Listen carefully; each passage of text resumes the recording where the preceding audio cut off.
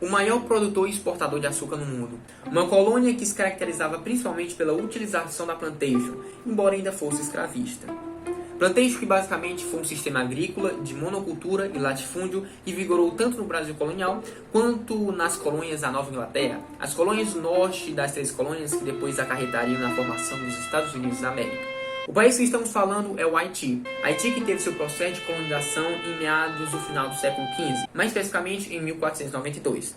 E essa colonização foi de tal maneira fácil, haja vista a discrepância das embarcações de Cristóvão Colombo vindo da Europa e dos índios que aqui habitavam, na América como um todo, mas diante desse vídeo do território Haiti, que era conceituado na época como Ilha de São Domingos. Isso, com essa diferença, principalmente ibérica, acarretou um grande derramamento de sangue dos índios originários aqui do continente da América em geral, mas no cenário desse vídeo, da Ilha de São Domingos, ou que depois ia ser chamada de Haiti. Vale ressaltar que a Ilha de São Domingos foi dividida tanto na parte oriental, a colônia espanhola, que obviamente pertence à Espanha, que anos após iria dar lugar para a República Dominicana. Já a parte ocidental, pertencente à colônia francesa, obviamente da França, iria dar lugar ao Haiti, que é o que iremos falar hoje, a independência do Haiti. Para primeiramente falarmos da independência do Haiti, precisamos lembrar um pouco qual o cenário daquela época. É válido ressaltar que 85% da população era escrava, ou seja, tanto os índios que sobreviveram, se tornaram escravos, quanto os negros escravizados vindo da África. Portanto, era 85% negros escravizados contra 15% apenas de brancos vindos da metrópole. Metrópole que se encontrava basicamente tanto na Espanha quanto na França, que eram as 2 metrópoles que colonizaram o território haitiano.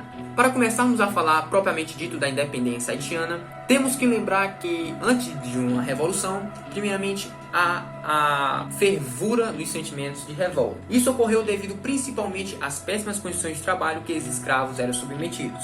Haja vista que eles eram subordinados à exploração acentuada, ao trabalho intensivo, ou seja, um trabalho cansativo, e também a castigos pesados e intensos. Mas também vale ressaltar que a Revolução Haitiana ela teve influência de um evento que ocorreu em 1789. Que evento foi esse? Obviamente você sabe, foi a Revolução Francesa. E você sabe que a Revolução Francesa foi estimulada pelo Iluminismo, os ideais iluministas, que caracterizaram o nome do período daquela época, os séculos à luzes. Podemos citar, por exemplo, Jean-Jacques Rousseau, Diderot, Voltaire e esses e tantos autores que pregavam a liberdade e, consequentemente, o fim do poder absolutista que vigorava em diversos países naquela época. Mas foi só em 1791, com os ideais da Revolução Francesa já um pouco difundidos e com a estimulação da Declaração Universal do Direito do Homem e do Cidadão, que despertou esse sentimento revoltoso nos escravos. Logo, eles começaram a destruir plantações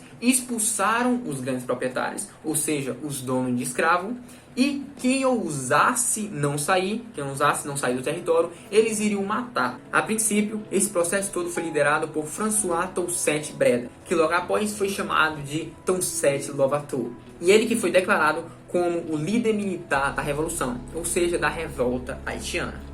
Em 1793, o governo jacobino foram aqueles radicais que adentraram no poder, e esse período do partido político deles, lá na Revolução Francesa, ficou chamado como Tempo do Terror. Haja visto que os cara eram muito doidos, irmão. Principalmente um dos seus precursores, um cara mais elucidado do período do terror, foi Maximilien Robespierre. Ou seja, o cara era meio doido, a negada tava achando que o cara era meio doido, irmão. O cara era guilhotina, onde ocorreu várias mortes. Mas, diante desse cenário nefasto, eles fizeram uma coisa até que boa. Ou seja, eles aboliram a escravidão nas colônias da França. No entanto, em 1802, a gente sabe, como é de conhecimento geral, que após o partido político dos jacobinos, que entra no poder, isso mesmo, os girondinos. E o período de participação política deles ficou conhecido como diretório. Diretório que, por sua vez, os girondinos, eles precisavam de alguém para representar o poder político, na época que eles vigoravam no poder.